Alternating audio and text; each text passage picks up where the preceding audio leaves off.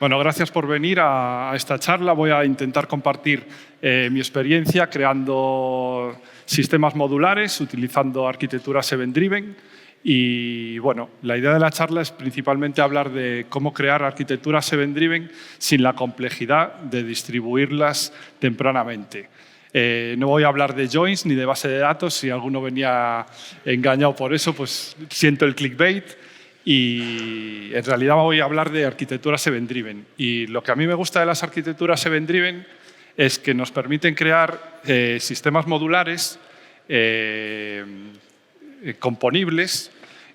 Podemos crear arquitecturas complejas programando únicamente componentes sencillos, crear arquitecturas evolutivas que podemos añadir y quitar componentes sin afectar a los existentes.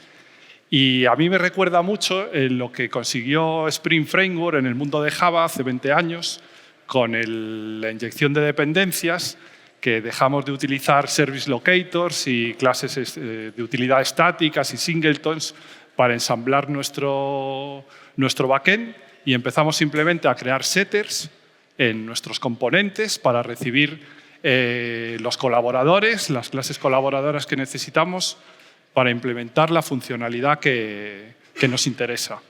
Y pasamos de un sistema que era una maraña de enlaces punto a punto a tener simplemente un modelo de programación que permitía programar arquitecturas complejas a partir de componentes sencillos, mucho más fáciles de programar y mucho más fáciles de testear. Y las arquitecturas event-driven, para mí, pues me dan esa misma sensación. Podemos crear arquitecturas complejas simplemente con componentes sencillos en lugar de escribir setters para recibir los colaboradores, las clases colaboradores que necesitamos. Escribimos listeners para recibir los mensajes, las notificaciones con los datos que necesitamos para implementar la lógica de negocio que nos interesa y como resultado pues publicamos otros eventos pues, para otros consumidores que puedan reaccionar a esas funcionalidades. Y bueno, el catch de todo esto es que las arquitecturas event-driven, por lo menos en mi experiencia, siempre han venido a partir de sistemas distribuidos. Primero a partir de colas, de mensajería y luego microservicios. Y los microservicios y las arquitecturas distribuidas siempre traen una capa extra de complejidad y no solo complejidad técnica, sino que también estamos fragmentando nuestro modelo. Y bueno, incluso para aquellas empresas que ya han resuelto el tema de la complejidad técnica y bueno, pues han resuelto el tema de la automatización y el DevOps y el provisionado y el despliegue y el escalado y la monitorización, la observabilidad, el API management y todas esas complejidades técnicas que hay que resolver antes de hacer microservicios, bueno, pues es precisamente en estas empresas en las que ya han resuelto toda esta complejidad en la que no hay ningún tipo de fricción en crear 1 o 1 millón de microservicios. O sea, creamos microservicios sin darle mucho pensamiento. Lo hacemos además de manera muy temprana, al principio de los proyectos, principalmente pues, porque sabemos que el software va a crecer en complejidad. Tenemos que dividirnos en equipos, tenemos que empezar a repartir las tareas y tenemos que hacerlo ya. Entonces, dividimos el software sin darle mucho pensamiento a cómo estamos fragmentando el modelo. Y aunque no hay mucha fricción en crear 1 o 1 millón de microservicios, si definimos mal los boundaries de nuestros servicios y fragmentamos el modelo de una manera que no es eficaz y eficiente para lo que queremos implementar en el futuro, pues refactorizar eso es muy complicado, porque no es solo un reto técnico, sino que es un reto organizativo, un reto hasta diría político, porque influye que hay equipos, hay empresas. Bueno, nunca sucede, yo no lo he visto nunca. Si se eligen mal los boundaries de los microservicios, o tiene que ser muy grande el dolor para que se haga una refactorización. Casi siempre hay una reescritura del sistema. Entonces, pues la idea de la charla de hoy es enseñar, compartir mi experiencia a cómo podemos aprovechar los patrones de diseño de las arquitecturas event-driven sin comprometernos a una distribución temprana del software en microservicios. Lo vamos a programar de la misma manera y si luego en el futuro queremos distribuirlo, pues el patrón de programación que estamos implementando va a ser el mismo.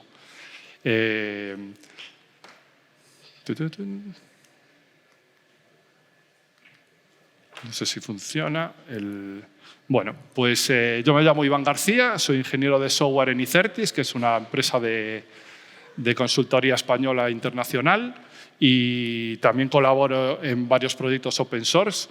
Formo parte de la comunidad de Async API como embajador y como maintainer, y también soy maintainer de Zenway 360, que son un conjunto de herramientas para diseñar arquitecturas event-driven siguiendo patrones de diseño de Domain Driven Design. Y llevo programando con Spring Framework desde el 2024. Aprendí todo lo que sé de Spring y Hibernate de un framework que se llamaba AppFuse. Aquellos que tengáis edad suficiente para conocerlo sabréis que era un framework, una herramienta de aprendizaje tremenda, por eso la pongo aquí. Y bueno, pues eso, la idea de hoy es cómo construir sistemas complejos a partir de componentes sencillos. La idea es diseñar software que sea evolucionario, es decir, que si queremos añadir o quitar funcionalidades o componentes, no tengamos que modificar los componentes existentes, que lógicamente con separación de responsabilidades, que tenga un buen rendimiento, que no sea bloqueante, que sea asíncrono y, por supuesto, que sea fiable y que sea consistente. Entonces, bueno, esta es la agenda de hoy. Voy a utilizar un ejemplo de un sistema backend que hemos programado hace unos meses y hemos decidido utilizar una arquitectura, un monolito modular, por la simple razón que en este caso el cliente pues, no tenía automatización y DevOps, era un sistema para un estudio médico. El cliente era un consorcio de 3 hospitales europeos que pues querían correr un estudio médico durante un año, recolectar un montón de datos y métricas de dispositivos y wearables, y cuando acabe el estudio médico después de un año, pues se va a apagar. Con lo cual, no tenía ningún sentido proponer una arquitectura de microservicios, pero un software de este tamaño y complejidad, en cualquiera de las empresas que he ido trabajando en los últimos años, hubieran sido microservicios, seguro, desde el principio, y sin mucho pensamiento de dónde estarían los marcos. Más bien sería para repartir el trabajo entre los equipos de desarrollo. Entonces voy a utilizar un caso de uso de este sistema, que es para un estudio médico, es el onboarding de pacientes. Bueno, escogimos utilizar una arquitectura modular, un monolito modular, pero no queríamos implementar un monstruo del espagueti volador, ni queríamos una bola de barro. Entonces decidimos crear módulos verticales que no hagan llamadas entre sí para evitar eso, las integraciones punto a punto y que esto se convirtiera en un espagueti. Aún así, necesitábamos hacer varias integraciones entre los distintos módulos, con lo cual hemos decidido hacerlo con una arquitectura event-driven. Y voy a utilizar este ejemplo, este caso de uso, para hacer un developer journey en las funcionalidades que nos ofrece Spring y Spring Modulith para construir arquitecturas event-driven en monolitos modulares. Y el caso de uso que voy a utilizar es en el onboarding de pacientes, pues tenemos que recoger un montón de datos, información del paciente, detalles personales, detalles médicos, detalles de contacto. Bueno, pues tenemos que recoger todos esos datos, persistirlos en la base de datos, pero además tenemos que hacer ciertas integraciones con otros módulos. Tenemos que crear un usuario para que ese paciente se pueda loguear en la aplicación móvil. Tenemos que enviarle un SMS de bienvenida con datos genéricos y enlaces a documentos que tiene que firmar.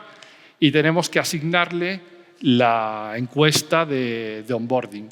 Porque tenemos un módulo de encuestas, hay un montón de encuestas en todo el estudio médico, encuestas diarias, de síntomas, de onboarding, y todas ellas son de un solo paciente, con lo cual guardamos el Patient ID y ese es el único acoplamiento que tiene ese módulo, hasta que nos dimos cuenta de que todas, menos una de las encuestas que se cubría por el médico antes de que el paciente formase parte del estudio, que incluso a lo mejor no se sabía si formaba parte del estudio, y no teníamos el Patient ID.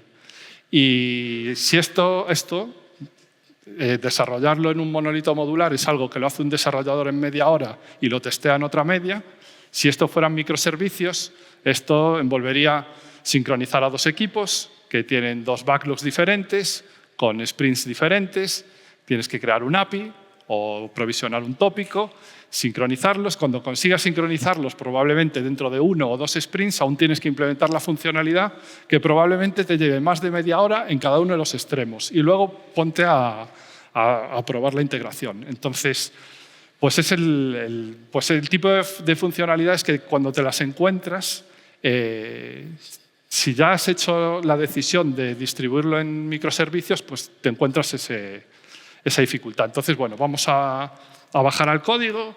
Esto es el código fuente de lo que sería este caso de uso. Recogemos los datos del paciente, lo persistimos en la base de datos y ahora tenemos que integrarnos con otros módulos y podríamos en este momento hacer simplemente AutoWire de sprints de Bean, o sea, sprints de beans de Spring y hacer la integración con otros módulos punto a punto, pero lo que estaríamos haciendo, no estaríamos haciendo una arquitectura evolutiva, porque si quisiéramos añadir o quitar componentes y funcionalidades, pues tendríamos que cambiar el componente existente.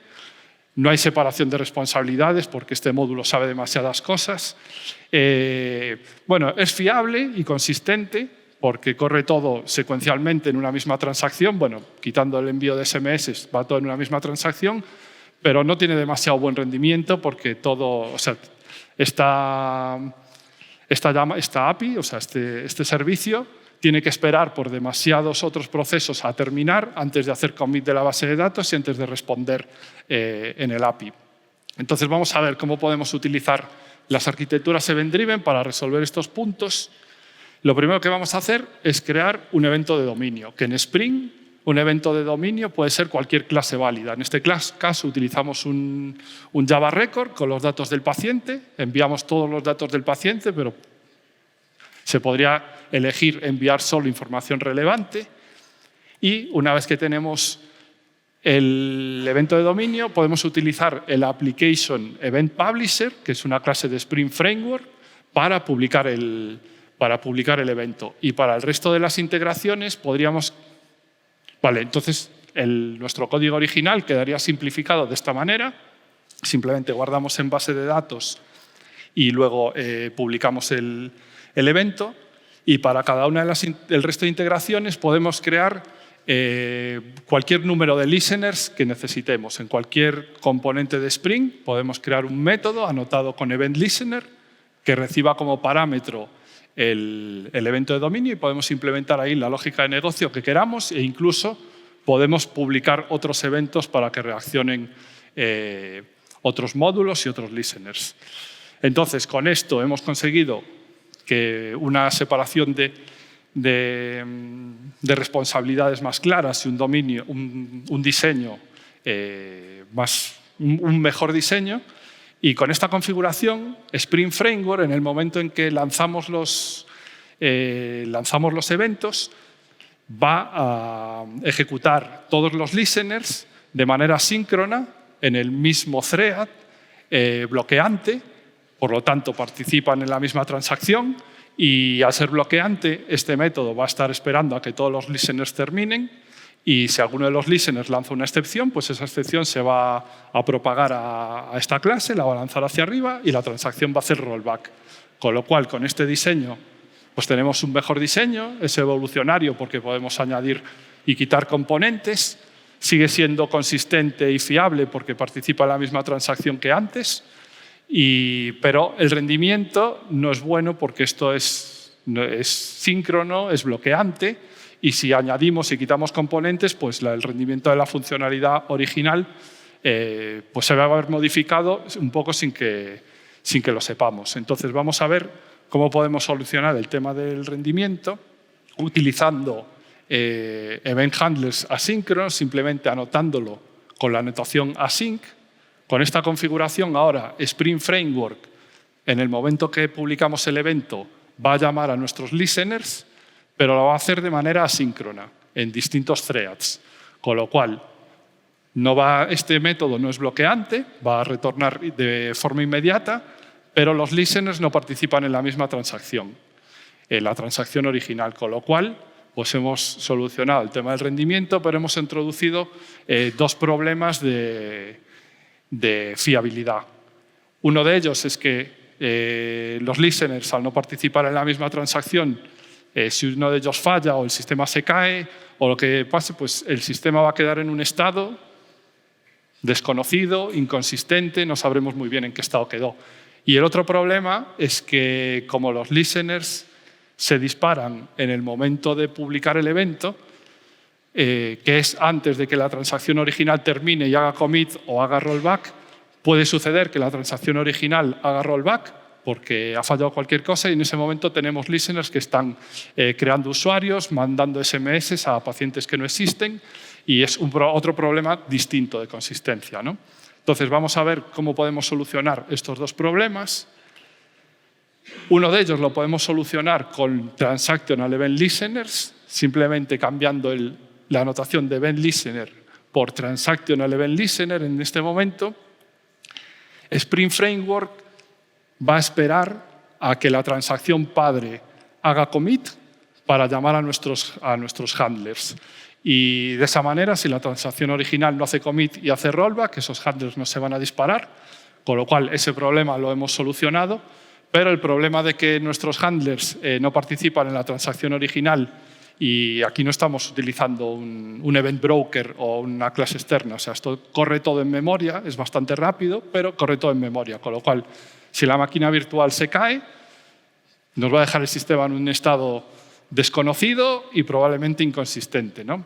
Y entonces, bueno, pues esto es hasta donde nos lleva Spring Framework, porque todo esto es funcionalidad core de Spring Framework, aquí no había ninguna librería externa ni nada más.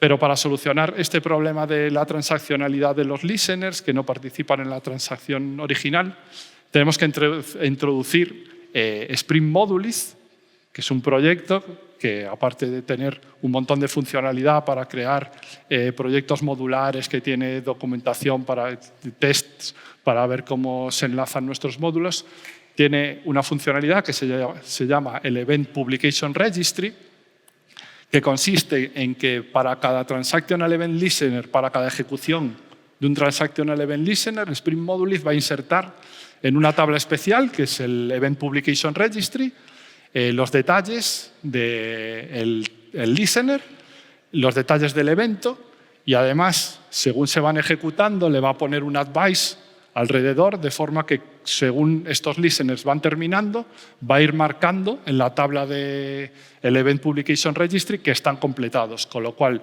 y además esto lo hace transaccionalmente, de forma bloqueante, en la transacción original, con lo cual, si el sistema se cae, siempre vamos a tener una tabla con un registro de todos los listeners que tenemos que procesar y de cuáles aún están sin terminar de procesarse. Y bueno, esta es la forma que tiene el Event Publication Registry en este momento para JDBC, pues tiene el ID del listener, que es el nombre de la clase de nuestro listener, para que sepamos qué es lo que hay que ver. Tiene el evento serializado en formato JSON y el nombre de la clase de nuestro domain event y si se ha completado. Si se ha completado, pues tiene la fecha de compleción. Bueno, esto tiene una serie de limitaciones, pero que se están solucionando ahora, luego las podemos comentar. Y todo esto lo podemos utilizar simplemente con configuración. O sea, no tenemos que programar nada. Con el código que teníamos antes, si incluimos en nuestro proyecto estas dependencias, el Spring Modules Starter y el Spring Modules Starter para la tecnología de persistencia que estemos usando, que en este caso es JDBC, pero también tiene para MongoDB. Y si estamos utilizando JDBC, probablemente queremos habilitar el Schema Initialization para que Spring Modules nos cree la tabla automáticamente en el momento de arranque. Simplemente con esas dependencias y habilitando esto, en este momento los Transactional Event Listeners pasan a participar de este Event Publication Registry. Además, hay una anotación que es un shortcut, un alias, que simplemente si anotamos con Application Module Listener, pues sería equivalente a estas 3 anotaciones que tendríamos aquí. Con lo cual, en este momento, aunque hemos solucionado todos los problemas, los handlers siguen sin participar en la transacción original. Si el sistema se cae, la máquina virtual se cae o un handler lanza una excepción, siempre vamos a tener una tabla con los datos de los eventos que aún no se han completado, con lo cual los podemos procesar y bueno, ahí tendríamos los datos de todos los eventos que tendríamos que procesar. Podríamos hacerlo a mano, simplemente leyendo la tabla del registro de eventos, pero Spring Modulis viene con una funcionalidad que es el Incomplete Event Publications, que nos permite reenviar los eventos que no se han completado aún. Lo montaríamos lo pondríamos en un scheduler y esto tiene una serie, no voy a entrar en profundidad, aquí hay código, pero no voy a entrar en profundidad en esto. Esto tiene una serie de limitaciones aún, que bueno, en sistemas de multiinstancia pues os vais a encontrar que este scheduler se va a disparar en 2 instancias distintas y va a estar reprocesando los eventos fallidos en 2 instancias a la vez. Eso se puede utilizar simplemente con un scheduler distribuido, pero tiene otra serie de limitaciones que se están solucionando, que es, bueno, incluso en la misma instancia hay veces, pocas, pero hay veces que el gestor de errores se dispara, al ser hilos que se disparan en momentos distintos, se dispara antes que incluso que el listener original. Con lo cual, si tenéis métodos de larga duración, como enviar un SMS, pues a veces es complicado depurar por qué se ha disparado 2 veces, pues porque a veces se dispara antes el gestor de errores. Esto lo comento porque son los típicos gochas que son difíciles de depurar. Entonces, si os los encontráis, que sepáis que aquí hay limitaciones. Por eso, bueno, un poco del código que hay es esperar programáticamente 2 segundos. Si un evento ha fallado hace menos de 2 segundos, por lo menos darle un tiempo a ver si es que simplemente no se ha lanzado. Y esto se está solucionando. Creo que la próxima versión de Spring Modulis lo va a incluir. Un ciclo de vida distinto donde se sabe el número de retries que lleva, si ya se ha intentado, no se ha intentado, se está intentando, bueno, distintas funcionalidades. Y bueno, pues hemos pasado de un diseño donde pues es mucho más espagueti, hay integraciones punto a punto, no hay separación de responsabilidades clara, es demasiada información aquí y demasiados procesos bloqueantes antes de que podamos retornar, a un diseño mucho más claro, mucho más fácil de testear. Simplemente publicamos un evento y dejamos que el resto de los módulos se integren escuchando este evento, y gracias a la funcionalidad de Spring que nos da el sistema de eventos y a Spring Modulis que nos da la manera de gestionarlo de manera fiable, pues hemos conseguido pues, un diseño más evolucionario, con más rendimiento y que sea fiable. Y bueno, externalización de eventos.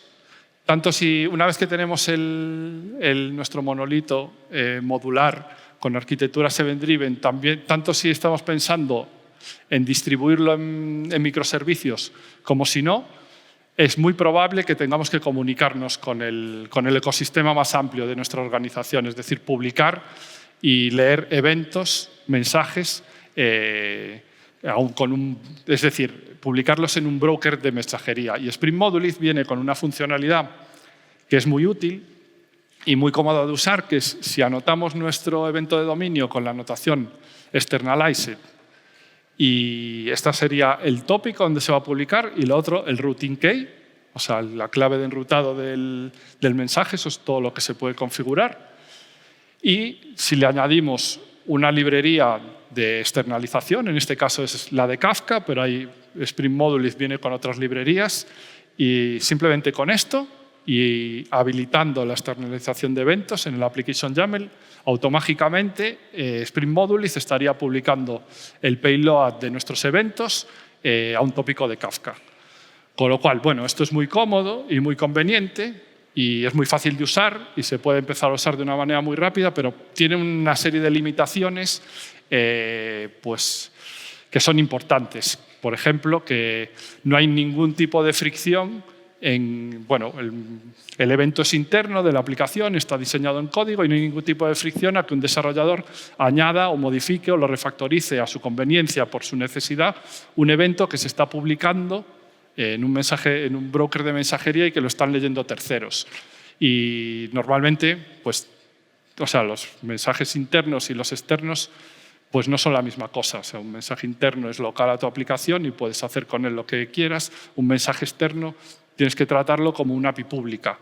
Y una API pública, normalmente en una organización, pues tienes que seguir unos estándares de diseño, de convenciones de nombres, de versionado, cabeceras que te sirven para el enrutado, para categorizar, para el analytics.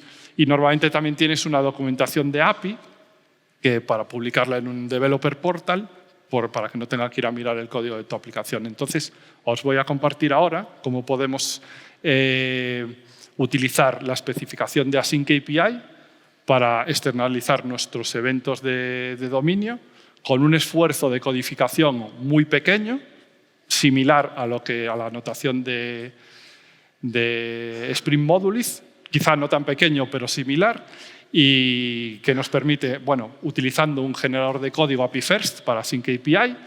Si ya estáis utilizando eventos de dominio locales, internos en Java, pues genial, porque hay una clase para hacer ingeniería inversa y obtener un documento Async API. También se puede escribir a mano con la herramienta de editing que más os guste. Y una externalización, una librería de externalización que utiliza Spring Cloud Streams y con lo cual se puede conectar a un montón de brokers distintos, incluso desde la misma aplicación puedes publicar mensajes a distintos brokers a la vez. Soporta apoyos y soporta clases de Spring Message, que Spring Modulis no es muy compatible con los Spring Messages porque los payloads son genéricos y no es capaz de serializarlos y de serializarlos bien al JSON.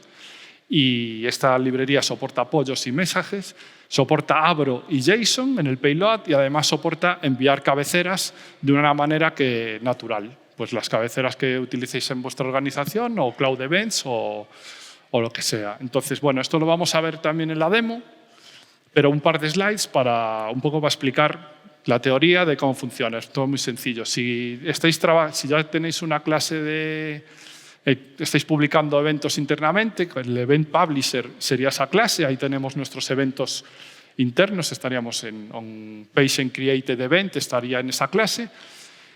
Con esta dependencia de ThenWave SDK plugins, podemos hacer ingeniería inversa. Podemos elegir entre generar Async API versión 2 o versión 3, podemos elegir incluir cabeceras comunes y podemos incluso aplicarle overlays o utilizar un fichero base de Async API para que se mezcle con el código generado y nos genere un código más customizado. Y esto lo vemos después, porque el generador de código soporta expresiones runtime para las cabeceras. Con estas expresiones runtime se pueden rellenar las cabeceras sin necesidad de hacerlo programáticamente, luego lo vemos en la demo. Y el generador de código, si estáis acostumbrados a utilizar el generador de código de OpenAPI, pues funciona, el concepto es el mismo. O sea, no he intentado reinventar ninguna rueda. A partir de la especificación de Async API genera unas interfaces Java y unos DTOs y una implementación que es un thin wrapper muy ligero alrededor de Spring Cloud Streams, que sabéis que tiene conectores para un montón de brokers y como todo está escondido detrás de una interfaz Java, pues nos permite hacer integraciones con distintas librerías simplemente con configuración. Entre ellas Spring Modulis, y podemos aprovechar toda la funcionalidad transaccional de Spring Modulis simplemente con configuración. Y para utilizarlo, pues un plugin de Maven, apuntando al fichero de Async API, se puede apuntar a un fichero local, a un fichero HTTP, que pueda estar en un developer portal o en un Git, pero también soporta leer el fichero async API del class path. Y esto es una funcionalidad muy interesante porque podríamos añadir como dependencia un jar que contenga las definiciones de async API y utilizando Dependabot podríamos conseguir que nuestro build, cada vez que se ejecute, siempre esté generando el código que es compatible con la última versión del API. Y esto es muy útil para prevenir lo que es el API drift.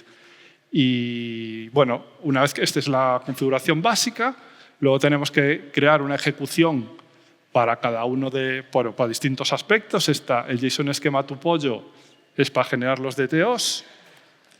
El generador Spring Cloud Streams genera una implementación de un provider. Un provider es el que publica eventos. Y esta funcionalidad, si la activamos, Transaction Allowed Modulith, aunque no estuviéramos utilizando Spring Modulith en nuestra aplicación, esto participaría de la funcionalidad transaccional que yo os acabo de comentar. Y si queréis leer eventos de Async API que están definidos por otro proyecto y que ya los ha publicado en su propio Async API, podéis utilizar el role client, que esto lo que hace es invertir la generación de código. Donde antes generaba un productor, ahora genera un consumidor. Y esto, como parte del build, pues genera los DTOs, los modelos, genera un event producer con su interfaz. El event producer por defecto es un wrapper alrededor de Spring Cloud Streams y genera un event producer en memoria que es un wrapper alrededor de un array list, que es muy útil para hacer testing. Y es el momento de la demo, con lo cual, bueno, voy a utilizar un proyecto Playground, porque no puedo utilizar el caso de uso que os he contado antes. Os quería contar un caso de uso real para que veamos que es real. Pero ahora lo que voy a utilizar es un proyecto de ejemplo que tiene complejidad. Está publicado en GitHub, en Edalert. No os preocupéis porque luego en la última slide tenéis un QR con las URLs. Es para un servicio de online food delivery. Tiene 4 módulos distintos, 4 bounded contests, uno para customers, otro para orders, otro para restaurants y otro para delivery. Y utiliza una arquitectura event-driven para hacer la gestión de los pedidos. Cuando un cliente hace un pedido, pues el módulo de pedidos publica los detalles en un canal que lo escuchan restaurantes y delivery, que responden con sus actualizaciones de estado, que vuelve a escuchar el módulo de orders y hace un broadcast del estado global del pedido.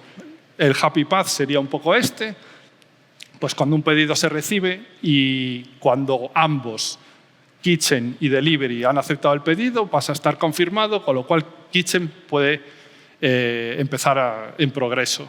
Y este es un poco el happy path que vamos a ver. Vamos a ver cómo se implementaría en un monolito modular. Y además en GitHub hay otra versión que además es anterior, que utiliza Kafka y lo hace con microservicios. O sea, es la misma aplicación, está publicada en 2 versiones, en la versión monolito y en la versión microservicios, para que veamos que el código y la manera de programar no es muy diferente, es más o menos igual. Y entonces, pues vamos a la demo y vamos a ver si tenemos suerte con el entorno, porque el ratón lo tengo aquí un poquito complicado. Vale, bueno, pues tengo aquí un proyecto Java, tiene los 4 módulos, Customers, Delivery, Order, Restaurants. Vamos a empezar por Orders, que es nuestro punto de entrada. En el servicio de Orders, pues tenemos cuando se crea un Customer Order, pues se cogen unos datos, se guarda en algún sitio. Aquí, vale, es que estaba un poco liado. Se guardan los detalles del Customer Order y se publica un evento. Si vamos a la publicación del evento, vemos que tenemos configurados 2 listeners, uno en restaurantes y otro en delivery. En el de restaurantes es un listener muy sencillo que nos lleva al servicio de restaurantes, que lo que hace es crea un kitchen order, lo guarda en estado aceptado, lo guarda en base de datos y publica un evento. Si vamos a la publicación del evento, vemos que esto tiene un listener configurado en el módulo de orders, que va al order service. Esto lo que hace, si la cocina lo ha rechazado o cancelado, pues se cancela el pedido entero, y si no, pues se mapea el estado, se guarda en base de datos y se publica una actualización de estado del pedido global. Si vamos a la publicación de esta actualización de estado, vemos que tenemos dos listeners, uno en delivery y otro en restaurants. Si vamos a restaurants y en el servicio de restaurants, vemos que si el pedido viene confirmado, lo ponemos en progress, y si el pedido está cancelado, pues lo cancelamos. Y un poco de esta manera hemos hecho el ciclo completo, ¿no?, de la funcionalidad. Pues tengo unos containers que ya los tengo levantados aquí, tengo MongoDB y Kafka para después, para no tener que arrancarlo dos veces. Voy a arrancar la aplicación y mientras arranca voy a coger un fichero de un script HTTP que tengo por aquí, que vamos a utilizar. Vale, la aplicación arrancó. Lo vamos a utilizar para crear un cliente, crear un restaurante y crear un pedido para este cliente en este restaurante, ¿no? Entonces, le doy a crear cliente. Aquí está el cliente. Me voy a copiar el ID. Voy a crear un restaurante. Y ahora vamos a crear un pedido para este cliente en este restaurante. Y aquí es donde va a surgir la magia. Creamos el pedido, venimos a ver, vemos que está en estado recibido. Si copiamos el ID, eso es la respuesta de la petición del API, el pedido está recibido, pero si vamos a leer el pedido en su estado actual, pues nos vamos a encontrar que ya ha llegado a Kitchen in Progress.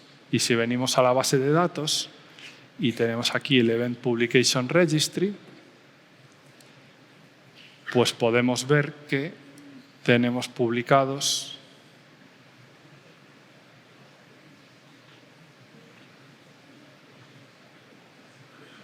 Vale, ahora sí, tenemos estos son los listeners que se han ejecutado. Cada uno de estos listeners, on order event consumer service, bueno, estos son el ID de los listeners, la fecha de publicación, todos los detalles del evento en formato JSON, con lo cual siempre los podríamos procesar, y todos ellos tienen la fecha de compleción a completados, quiere decir que todos han funcionado.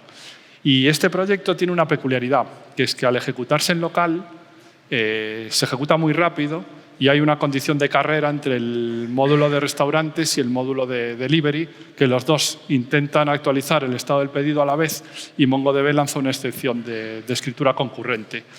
Con lo cual, esto suele fallar siempre, pero no tiene por qué ser determinista, pero aquí tenemos un write conflict que se produjo en este caso cuando uno de los handlers, el de cocina en este caso, cuando onKitchen order status update consumer service intenta actualizar el pedido, pues se produce un error de escritura concurrente que se soluciona con retrying event publication, que esta clase es una clase nuestra del proyecto, que no sé si me va a dejar hacer clic, no, pero que está dentro del proyecto. Y era la clase que os enseñaba antes, que es la que se ha encargado de, aquí está, Retrain Event Publication Registry, quiere decir que este lo queremos republicar. Es la que se ha encargado de hacer la republicación del evento que tenía un fallo. Y vale, pues esto es como crear una arquitectura event-driven en un monolito. Si ahora queremos publicar nuestros eventos al exterior, pues, como os decía, podemos utilizar Async API. Yo tengo una clase aquí en tests que me va a hacer ingeniería inversa de este Event Publisher. Falta un minuto para las preguntas, ¿no? Bueno, a ver si me da tiempo. Vale, este es el Event Publisher. Y si ejecuto esta clase, lo que va a hacer es me va a crear el ficherito de Async API aquí en Public APIs. Tengo este fichero nuevo pues tengo aquí pues eso, las dos operaciones, los mensajes, todos los esquemas. Y dentro del POM, quiero quitar esto. Pues dentro del POM pues tengo eso, el generador de código que os había dicho antes, está activado en un profile cuando el fichero está presente, con lo cual esto en tiempo de compilación me ha generado el código en Generated Sources.